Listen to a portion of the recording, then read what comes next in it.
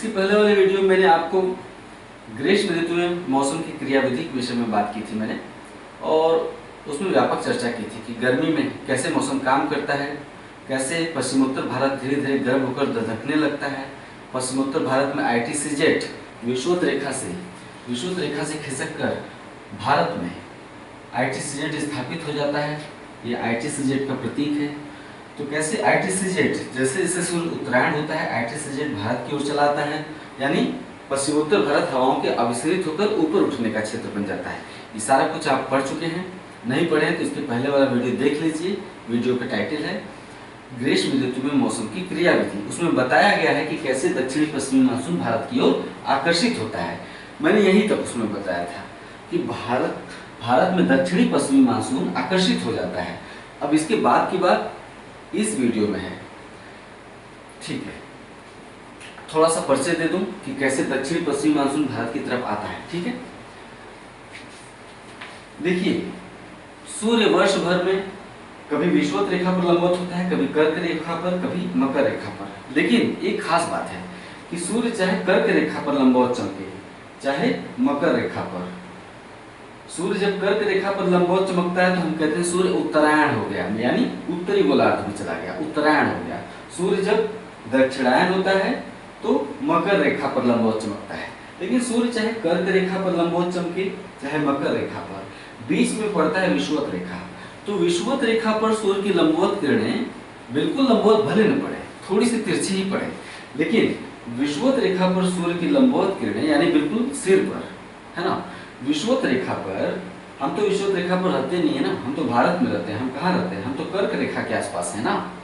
तो लेकिन विषुवत रेखा पर जो देश हैं वहां पर सूर्य की लंबवत किरणें साल भर पड़ती हैं, चाहे सूर्य की विषुवत कर्क रेखा पर हो चाहे मकर रेखा पर हो, लेकिन विषुवत रेखा पर सूर्य की लंबवत किरणें साल भर पड़ती हैं। ये विशेषता है, ठीक है, आप ये स्वीकार कर लीजिए।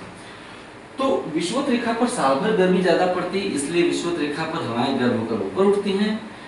हवाएं गर्म होकर ऊपर उठती हैं तो वायुमंडल में निम्न दाब का क्षेत्र विकसित हो जाता है। कहाँ? विषुवत रेखा पर।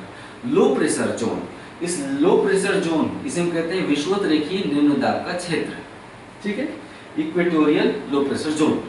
तो इस विषुवत रेखीय निम्न दाब के क्षेत्र को भरने के लिए दोनों गोलार्धों से हवाएं चल पड़ती हैं, है ना। ये हवाएं 35 डिग्री उत्तरी और 35 डिग्री दक्षिणी से चलती हैं। कहाँ? विषुवत रेखा की तरफ। 35 डिग्री उत्तरी से विषुवत रेखा की तरफ और 35 डिग्री दक्षिणी से विषुवत रेखा की तरफ जो हवाएं चलती हैं उन्हें हम व्यापारिक पवनें कहते हैं, ट्रेड विंड। व्यापारिक पवनें विषुवत रेखा पर चल पड़ती हैं और टकराकर एक दूसरे से चल पड़ती हैं और एक दूसरे से टकराकर ऊपर उठ जाती हैं। क्यों? क्योंकि विषुवत रेखा पर लो प्रेशर है, हवाएं ऊपर उठती हैं वहां पर। उत्तरी गोलार्ध में इन्हें हम उत्तर पूर्वी व्यापारिक पवन कहते हैं और दक्षिणी गोलार्ध में दक्षिण पूर्वी। क्यों? क्योंकि पूर्व से पश्चिम की ओर बह रही है। देखिए, ये उत्तर पूर्वी यानी इधर उत्तर और इधर पूर्व, उत्तर और पूर्व, उत्तर और पूर्व से आने वाली पवनों को हम उत्तर पूर्वी कहते हैं। दक्षिण पूर्व से आने वाली पवनों को हम दक्षिण पूर्वी व्यापारिक पवन कहते हैं। इतना समझ गए कि दक्षिण पूर्वी व्यापारिक पवन क्या है? समझ गए? 35 डिग्री दक्षिणी अक्षांश से जो हवा साल भर विषुवत रेखा की तरफ बहती है। क्यों? क्योंकि विषुवत रेखा पर लो प्रेशर है। तो 35 डिग्री दक्षिणी अक्षांश से जो हवा साल भर विषुवत रेखा पर प्रवाहित होती है उसे हम दक्षिण पूर्वी व्यापारिक पवन कहते हैं। तो विषुवत रेखा पर जो दोनों गोलार्धों से व्यापारिक पवनें आती हैं और टकराकर ऊपर उठती हैं, तो उस जोन को, विषुवत रेखा का वह जोन जहां पर हवाएं अभिसरित होती हैं यानी टकराती हैं, हवाओं में कन्वर्जन होता है, अभिसरित होकर ऊपर उठती हैं, उसे हम ITCZ कहते हैं, इंटर ट्रॉपिकल कन्वर्जन जोन, अंतः उष्णकटिबंधीय अभिसरण क्षेत्र। अभिसरण मतलब हवाओं का टकराव, अभिसरण, ITCZ, ठीक है। होता क्या है, मैंने पिछले वाले वीडियो में भी बताया था कि स्थलखंड जल्दी गर्म हो जाते हैं। सागर की तुलना में स्थलखंड जल्दी गर्म होते हैं और ज्यादा गर्म होते हैं। आप अपने छत पर एक बाल्टी पानी रखिए, जब सूर्य एकदम आपके सिर पर, दोपहर के 12 बजे एक बाल्टी पानी रखिए, ठीक है। आप अपने छत के फर्श पर 1 घंटे बाद हाथ रखिए। 1 घंटे बाद जब बाल्टी का पानी गर्म हो जाए तो बाल्टी के पानी में हाथ डालिए। आपका हाथ जलेगा नहीं, लेकिन अगर आप अपने छत के फर्श पर हाथ रख दिए तो आपका हाथ जल सकता है, अगर जून जुलाई का महीना है तो। क्यों? क्योंकि चट्टानें जल्दी गर्म हो जाती हैं और ज़्यादा गर्म होती हैं। जल उतनी न जल्दी गर्म होता है और न ही उतना ज़्यादा गर्म होता है। जल देर से गर्म होता है, कम गर्म होता है। जो चट्टानें होती हैं जल्दी गर्म हो जाती हैं और ज़्यादा गर्म होती हैं, है ना। तो जो ITCZ है इस पर डिपेंड करता है कि ग्लोब पर, पृथ्वी पर कहाँ पर भूखंड ज़्यादा गर्म हो रहा है। भाई अगर सिंपल सी बात है, विषुवत रेखा ज्यादातर तो पहले सागरीय क्षेत्रों से गुजरता है, प्रशांत महासागर, अटलांटिक महासागर, हिंद महासागर। विषुवत रेखा का ज्यादातर क्षेत्र समुद्रों में समुद्रों के अंतर्गत आता है, ठीक है। लेकिन 22 मार्च को सूर्य विषुवत रेखा पर लंबवत चमकता है, बिल्कुल एकदम सिर पर। लेकिन 22 मार्च के बाद सूर्य उत्तरायण होने लगता है, यानी उत्तरी गोलार्ध में गर्मी बढ़ने लगती है। सूर्य उत्तरायण होते होते 21 जून को कहाँ चलाता है?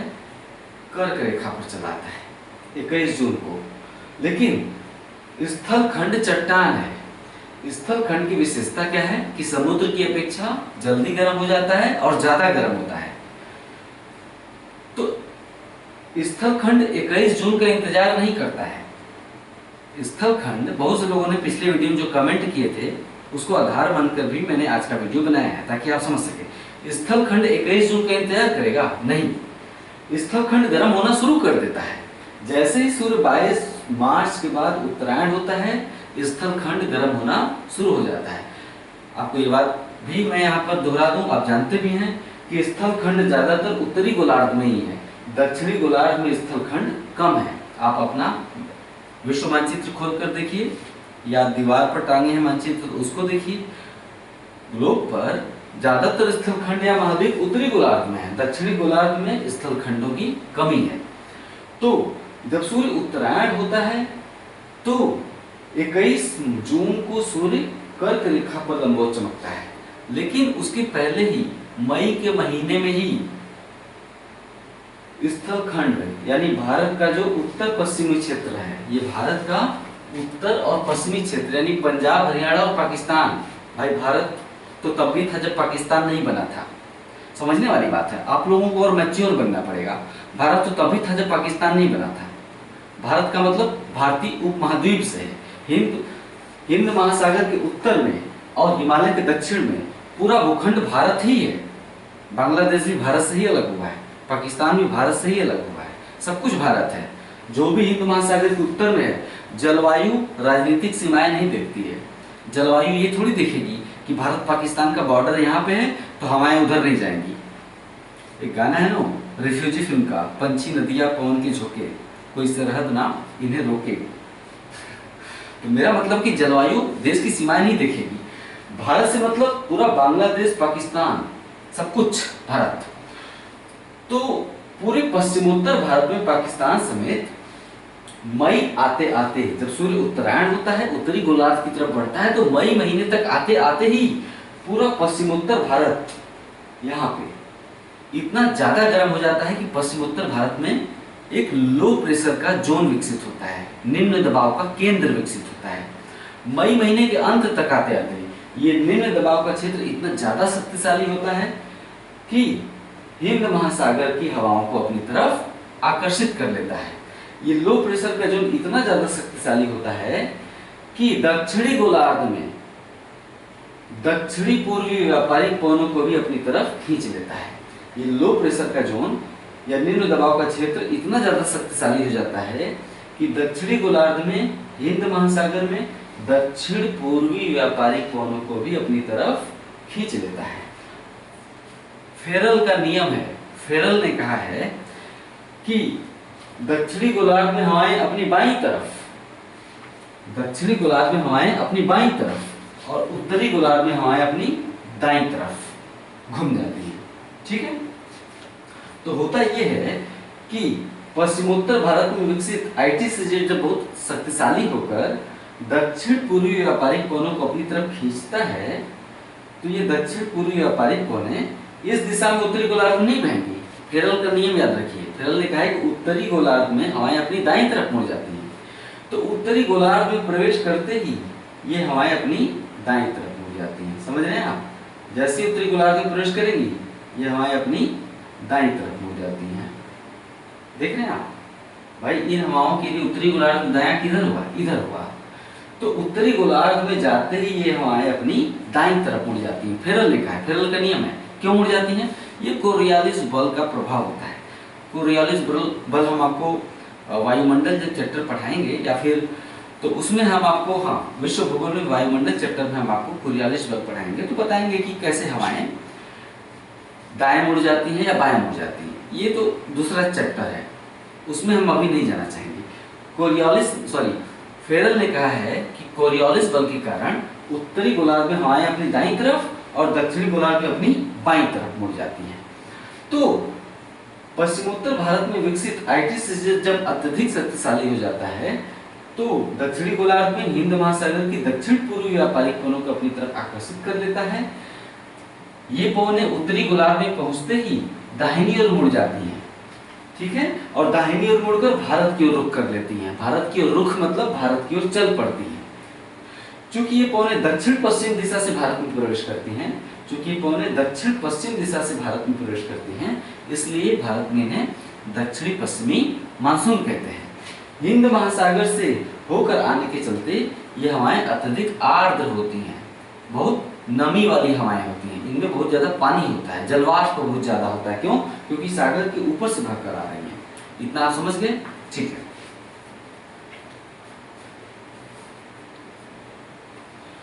तो भारत में चूंकि ये हवाएं दक्षिण पश्चिम दिशा से प्रवेश करती हैं, इसलिए इन्हें हम दक्षिणी पश्चिमी मानसून कहते हैं।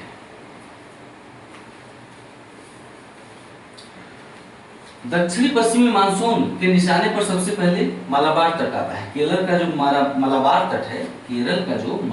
तट है, सबसे पहले दक्षिणी पश्चिमी मानसून के निशाने पर मालाबार तट आता है। दक्षिणी पश्चिमी मानसून केरल के मालाबार तट पर सबसे पहले 1 जून को पहुंचता है। सबसे पहले 1 जून को दक्षिणी पश्चिमी मानसून केरल के मालाबार तट पर पहुंचता है और मालाबार तट पर 1 जून को वर्षा होती है।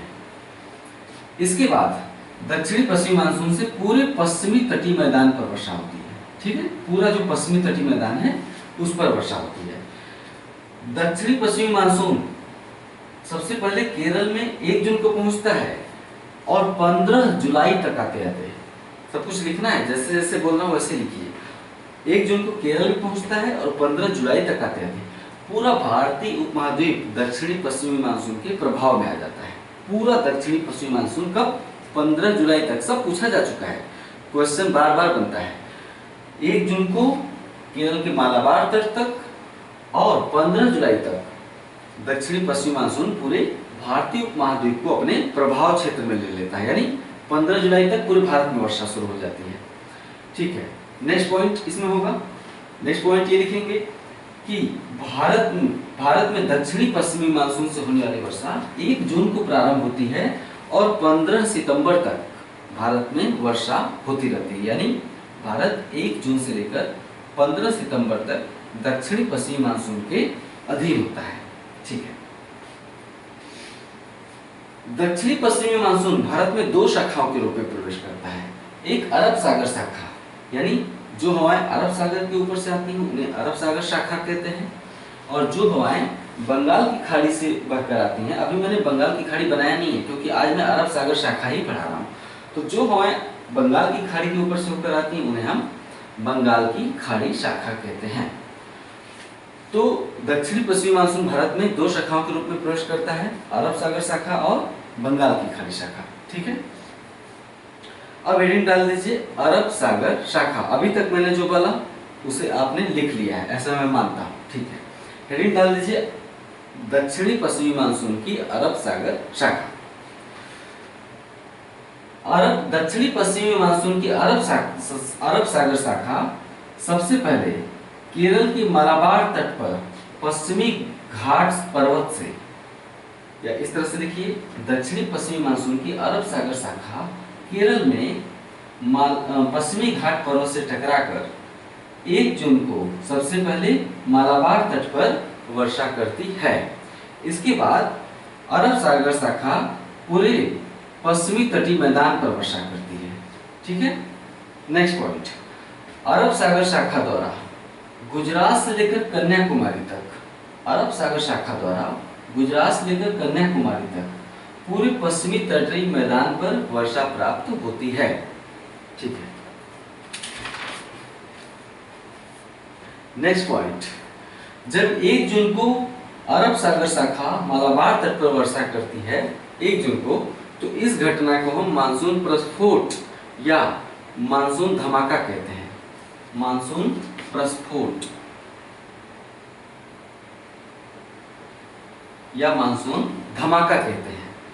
आपसे सवाल पूछेगा मानसून प्रस्फोट क्या है, आप विकल्प में क्या चुनेंगे? वो वाला विकल्प चुनेंगे जिसमें लिखा हो 1 जून को केरल में होने वाली वर्षा, उसे हम क्या कहते हैं? मानसून प्रस्फोट कहते हैं। ठीक है,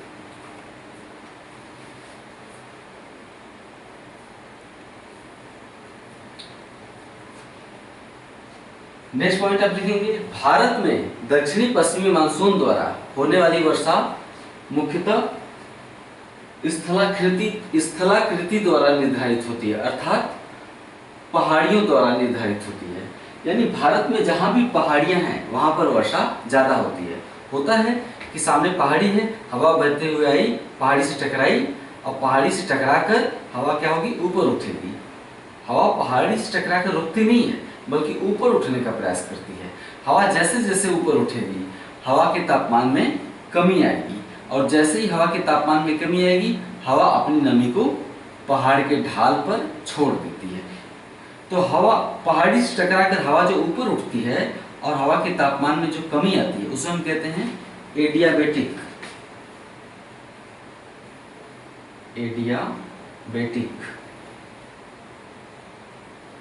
ताप ह्रास। इसे हम अभी आपको विधिवत लिखवा रहे हैं, अभी तो हम समझा रहे हैं। एडियाबेटिक ताप ह्रास। तो पहला पॉइंट मैंने बताया अभी, नेक्स्ट पॉइंट, कि भारत में वर्षा का जो वितरण है वो पहाड़ियों द्वारा नियंत्रित होता है। नेक्स्ट पॉइंट, यानी जहां भी पहाड़ियां हैं वहां पर हवाएं उन पहाड़ियों से टकराकर, या दक्षिणी पश्चिमी मानसून उन पहाड़ियों से टकराकर उनके ढालों पर अधिक वर्षा करता है। नेक्स्ट पॉइंट,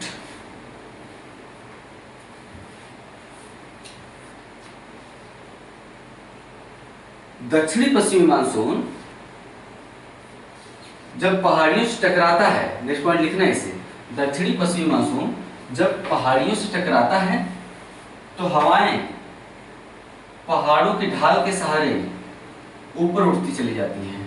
तो हवाएं पहाड़ों के ढाल के सहारे ऊपर उठती चली जाती हैं। ये पहाड़ और ये हवाएं, ठीक है।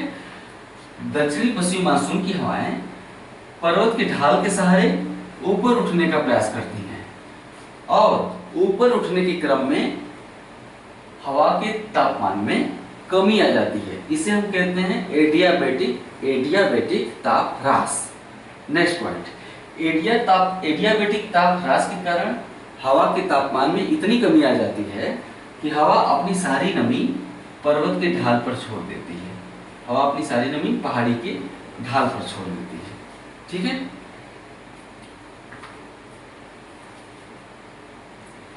इसे हम पर्वतीय वर्षा कहते हैं। इसे क्या कहते हैं हम? पर्वतीय वर्षा। पर्वतीय वर्षा क्या होती है? जब हवाएं पर्वतों की ढाल के सहारे ऊपर उठने के लिए मजबूर हो जाती हैं और एडियाबेटिक ताप ह्रास के कारण हवाओं के तापमान में इतनी कमी आ जाती है कि अपनी सारी नमी यहीं छोड़ देती हैं, तो इसे हम पर्वतीय वर्षा कहते हैं। उदाहरण के लिए, जब दक्षिणी पश्चिमी मानसून की अरब सागर शाखा, उदाहरण के लिए जब दक्षिणी पश्चिमी मानसून की अरब सागर शाखा पश्चिमी घाट से टकराती है, तो पश्चिमी घाट से टकराने के पश्चात ऊपर उठती है और एडियाबेटिक ताप ह्रास के चलते अपनी सारी नमी पश्चिमी तटीय मैदान पर छोड़ देती है। यही कारण है कि गुजरात तट से लेकर कन्याकुमारी तट तक अरब सागर शाखा पश्चिमी तटीय मैदान पर वर्षा करती है। ये हो गया। नेक्स्ट पॉइंट,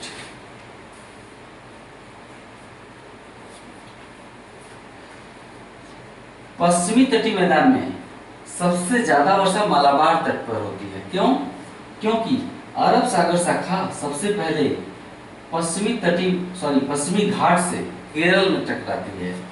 अरब सागर शाखा सबसे पहले 1 जून को पश्चिमी घाट से केरल में टकराती है और 1 जून से लेकर 15 सितंबर तक मालाबार तट पर वर्षा होती रहती है। ठीक है, आपसे सवाल पूछा जाएगा कि अरब सागर शाखा द्वारा सबसे ज्यादा वर्षा कहाँ प्राप्त होती है? मालाबार तट पर। क्यों?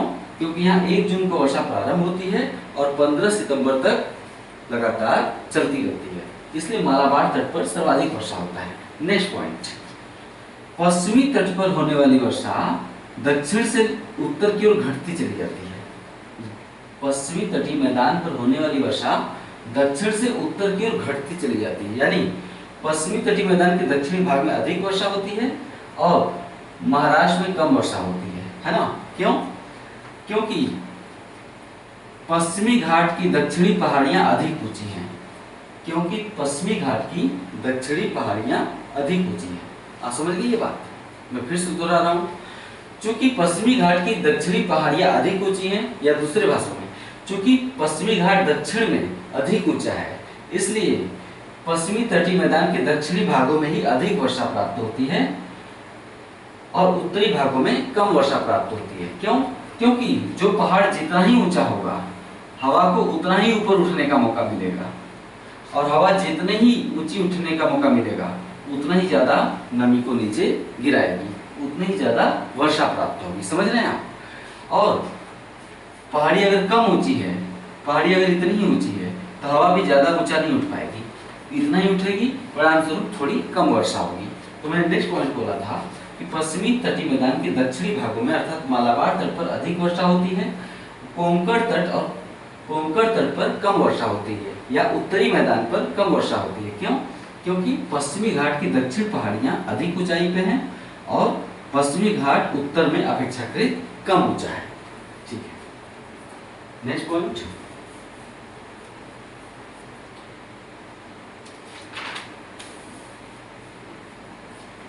नेक्स्ट पॉइंट है कि दक्षिणी पश्चिमी मानसून की अरब सागर शाखा पश्चिमी तटीय मैदान पर वर्षा करने के पश्चात नर्मदा और तापी की भ्रंश घाटी में प्रवेश करती है।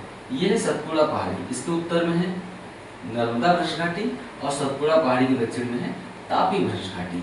तो पश्चिमी तटीय मैदान पर वर्षा करने के पश्चात अरब सागर शाखा नर्मदा और तापी की भ्रंश घाटी में प्रवेश कर जाती है और आगे पूर्व की ओर बढ़ते हुए ये हवाएं अमरकंटक पठार पर वर्षा करती हैं।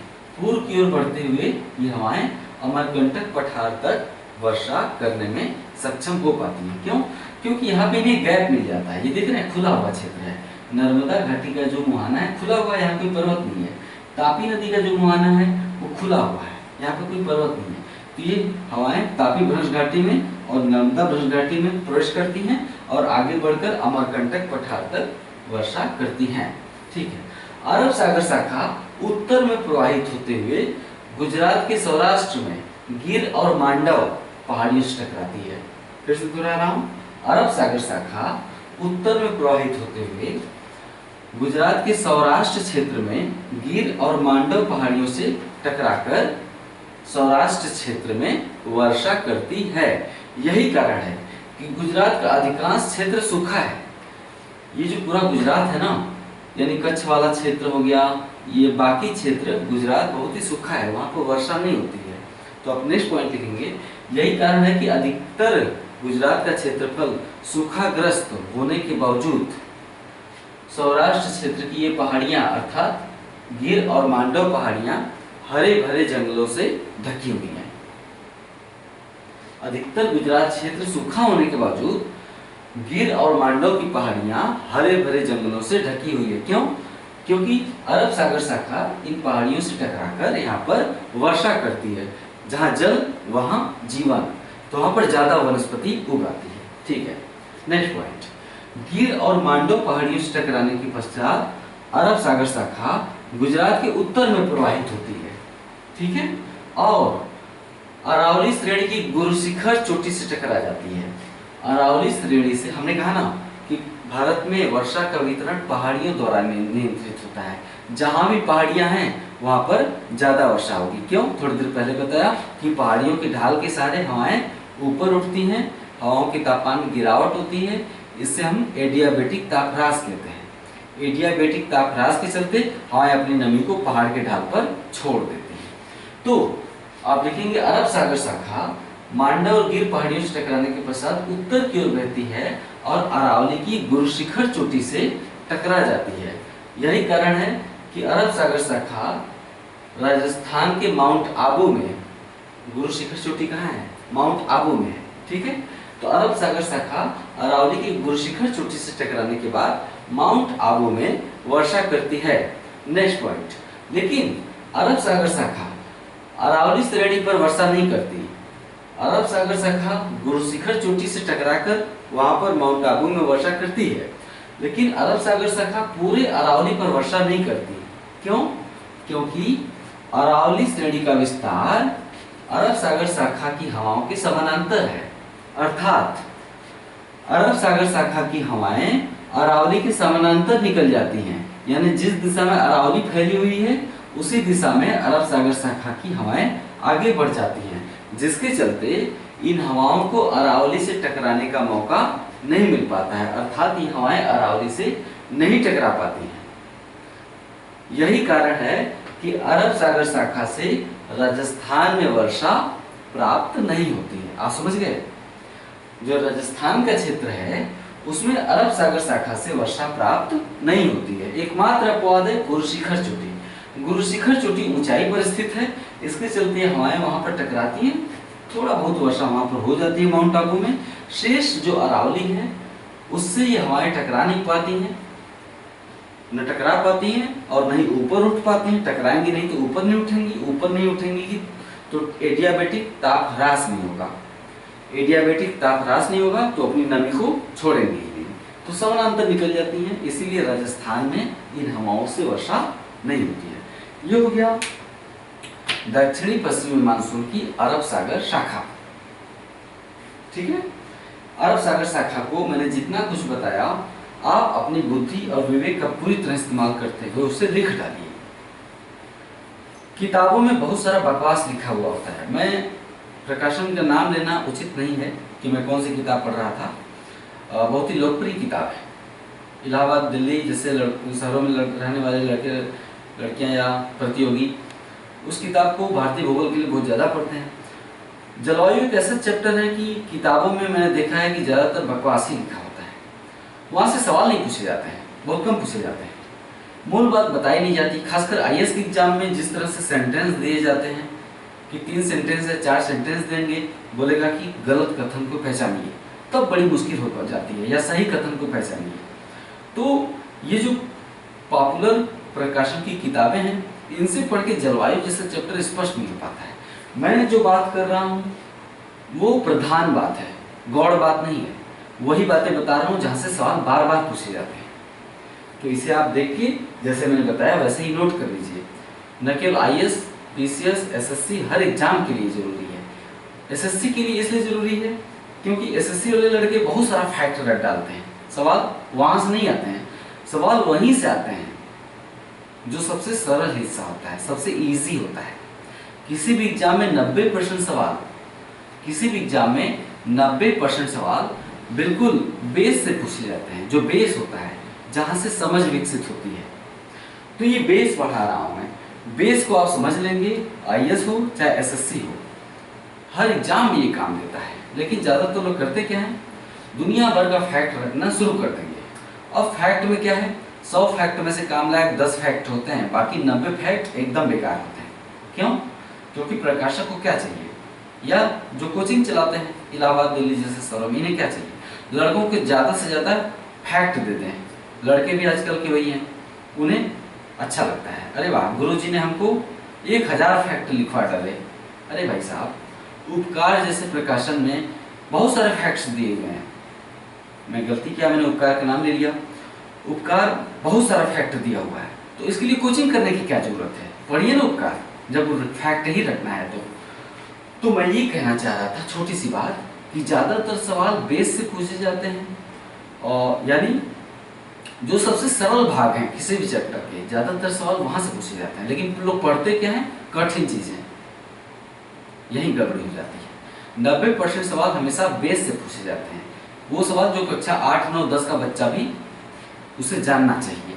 ठीक है, तो मैंने जो बताया उसे नोट कर लीजिए। तो अरब सागर शाखा के बाद अगला चैप्टर होगा दक्षिणी पश्चिमी मानसून की बंगाल की खाड़ी शाखा। बंगाल की खाड़ी शाखा पढ़ने के बाद दक्षिणी पश्चिमी मानसून लगभग खत्म होगा। अब इसके बाद हम भारतीय मृदा पढ़ाएंगे, भारतीय वनस्पतियां पढ़ाएंगे, भारतीय मृदा, भारतीय वनस्पतियां, फिर भारतीय कृषि पढ़ाई जाएगी। उसके बाद आप खनिज वाले चैप्टर में आ जाएंगे, खनिज और उद्योग। तो जुड़े रहिए इसी तरीके से। हाँ, इसके पहले वाली वीडियो में मैंने कुछ सवाल किए थे आपसे, उन सवालों का मैं उत्तर आज दे दूं आपको। हिमालय क्षेत्र में बहने वाली कौन सी नदी विसर्पण करती है? अधिकतर लोगों ने मेरे अधिकतर सवालों का सही जवाब दिया है, लेकिन ये एक ऐसा सवाल है कि अधिकतर लोगों ने गलत जवाब दिया है, पता नहीं क्यों। हिमालय क्षेत्र में बहने वाली कौन सी नदी विसर्पण करती है?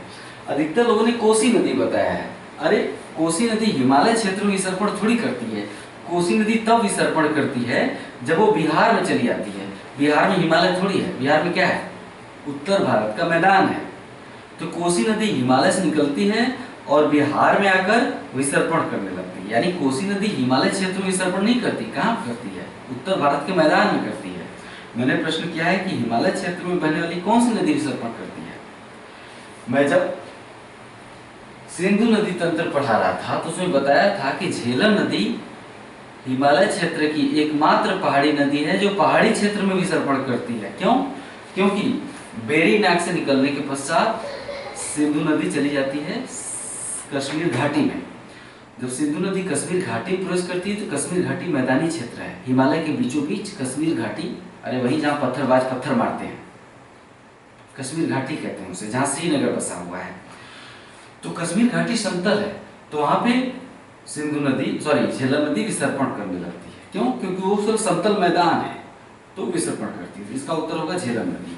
फिर से प्रश्न दोहरा रहा हूँ, हिमालय क्षेत्र में बहने वाली कौन सी नदी विसर्पण करती है? झेलम नदी हिमालय क्षेत्र में ही विसर्पण करती है। अगला सवाल, ब्राह्मणी नदी किस पठार से निकलती है? छोटा नागपुर पठार से निकलती है। और ब्राह्मणी नदी किस राज्य के तट पर मुहाना बनाती है? उड़ीसा तट पर मुहाना बनाती है। ब्राह्मणी नदी छोटा नागपुर पठार से यहाँ निकलती है और उड़ीसा तट पर यहाँ पर मुहाना बनाती है। अगला सवाल है, कौन सी नदी महाबलेश्वर चोटी से निकलती है? कृष्णा नदी। ये है महाबलेश्वर चोटी, यहाँ से कृष्णा नदी निकलती है और यहाँ पे गिरती है, महाबलेश्वर चोटी से निकलती है। अगला सवाल है, उज्जैन किस नदी के तट पर है? उज्जैन क्षिप्रा नदी के तट पर है।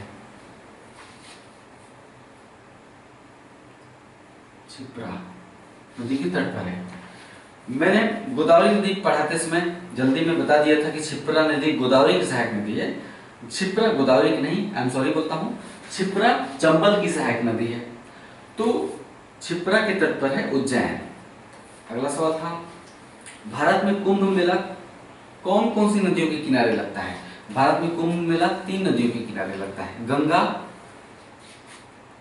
गंगा के किनारे 2 शहरों में, हरिद्वार में, इलाहाबाद में। दूसरी नदी है क्षिप्रा, क्षिप्रा में उज्जैन में लगता है। क्षिप्रा नदी के किनारे कुंभ मेला उज्जैन में लगता है।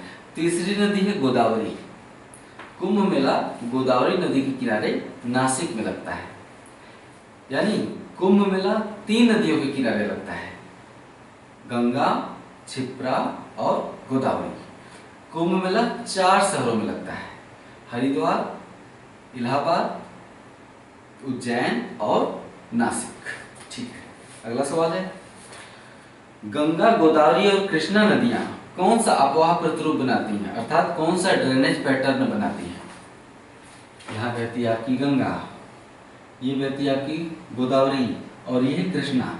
गंगा, गोदावरी और कृष्णा नदियां वृक्षाकार अपवाह प्रतिरूप बनाती हैं, अर्थात डेंड्रेटिक ड्रेनेज पैटर्न। ये तीनों नदियां डेंड्रेटिक ड्रेनेज पैटर्न बनाती हैं। क्यों? क्योंकि इनकी सहायक नदियां जिस तरह से आके मिलती हैं तो जैसे लगता है कोई वृक्ष हो, वृक्ष की शाखाएं निकली हो, यानी सहायक नदियों की भी सहायक नदियां होती हैं। गंगा की सहायक नदियां और सहायक नदियों की भी सहायक नदियां, इसके चलते देख के लगता है जैसे कोई वृक्ष हो और वृक्ष की अलग अलग शाखाएं हैं।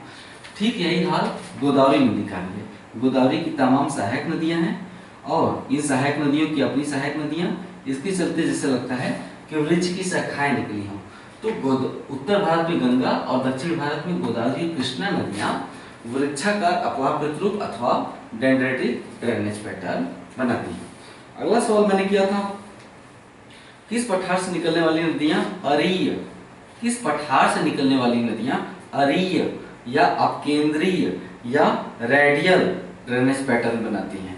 अरीय अपवाह प्रतिरूप या अपकेंद्रीय अपवाह प्रतिरूप या रेडियल ड्रेनेज पैटर्न बनाती हैं। अमरकंटक पठार से निकलने वाली नदियां अपकेंद्रीय अपवाह प्रतिरूप बनाती हैं। अपकेंद्रीय मतलब एक केंद्र से निकलकर बाहर की ओर रहने वाली। ये एक सेंटर का काम करता है। इसके उत्तर में यहाँ पे सोन नदी बहती है, पश्चिम में नर्मदा नदी बहती है और दक्षिण में यहाँ पे पूर्व में महानदी बहती है। तो जो अमरकंटक पठार एक सेंटर का काम करता है, जहां से निकलकर नदियां चारों दिशाओं में चली जाती हैं। तो उत्तर होगा अमरकंटक पठार से निकलने वाली नदियां अरीय या अपकेंद्रीय अपवाह प्रतिरूप बनाती हैं। अगला सवाल था, केरल की सबसे लंबी नदी कौन? भरतपुझा। पेरियार दूसरी सबसे लंबी नदी है। अगला था, अरब सागर में जल गिराने वाली प्रायद्वीपीय भारत की सबसे लंबी नदी। अरब सागर में जल गिराने वाली प्रायद्वीपीय भारत की सबसे लंबी नदी नर्मदा है, जो अमरकंटक चोटी से निकलती है। अगला सवाल था, गांधीनगर किस नदी के तट पर है? गांधीनगर गुजरात की राजधानी है, यहाँ पर बसा हुआ है और गांधीनगर बसा हुआ है साबरमती की नदी के तट पर। साबरमती नदी के तट पर गांधीनगर, साबरमती नदी गिरती है खंभात की खाड़ी में। अगला सवाल है, तापी नदी कितने राज्यों से बहती है? बताया तो था, तापी नदी और नर्मदा नदी दोनों नदियां 3 राज्यों से बहती हैं, मध्य प्रदेश, महाराष्ट्र और गुजरात। नर्मदा और तापी दोनों नदियां 3 राज्यों से बहती हैं, मध्य प्रदेश, महाराष्ट्र और गुजरात। अगला सवाल है, माही नदी किस राज्य में कर्क रेखा को 2 बार काटती है? माही नदी यहां से निकलती है, माही नदी यहां से निकलती है और खंभात की खाड़ी में गिरती है। तो माही नदी यहाँ पे राजस्थान में कर्क रेखा को 2 बार काटती है, मध्य प्रदेश से निकलती है और राजस्थान में कर्क रेखा को 2 बार काटती है और गिरती है खंभात की खाड़ी में। अगला सवाल मैंने किया था, सप्त सैंधव या सिंधु नदी तंत्र की कौन सी नदी पाकिस्तान में नहीं जाती? व्यास नदी। व्यास नदी यहाँ से निकलती है और सतलुज नदी में मिल जाती है। ये सतलुज नदी, ठीक है, और ये है व्यास नदी। व्यास नदी हिमाचल प्रदेश से निकलती है और पंजाब में सतलुज नदी से मिल जाती है। व्यास नदी पाकिस्तान में नहीं जा पाती। तो सिंधु नदी तंत्र की या सप्त सैंधव की एकमात्र नदी व्यास है, जो कि पाकिस्तान में नहीं जाती। ये हो गया पिछले प्रश्नों का उत्तर। अगले वीडियो में फिर से मैं कुछ नए सवाल आपसे करूंगा। इसी तरह से आप जुड़े रहिए। आपकी प्रतिक्रिया पढ़कर हमेशा मुझे बहुत ही अच्छा लगता है और मैं जो भी कर रहा हूँ वो आपकी प्रतिक्रिया पढ़कर ही कर रहा हूँ। और आपकी प्रतिक्रिया पढ़कर सिर्फ जोश जुनून और उत्साह की बात नहीं है, जोश जुनून आपको चाहिए तो मुझे भी चाहिए। होता क्या है कि आप जो कमेंट करते हैं उससे मुझे समझने में सहायता मिलती है कि मुझे आपको क्या क्या पढ़ाना है, क्या क्या बताना है, अगले वीडियो में क्या क्या चीजें शामिल करनी है। कमेंट इसलिए जरूरी होता है और कोई दूसरी बात नहीं है। थोड़ा उत्साह तो मेरा बढ़ता ही है, बाकी आप मुझे एक तरह से गाइडलाइन भी देते हैं कि मुझे अगले वीडियो में क्या डालना है। तो इसी तरह से पूरे दिल के साथ जुड़े रहिए, दिल लगा के जुड़े रहिए। मैं भी जुड़ा रहूंगा। नमस्कार।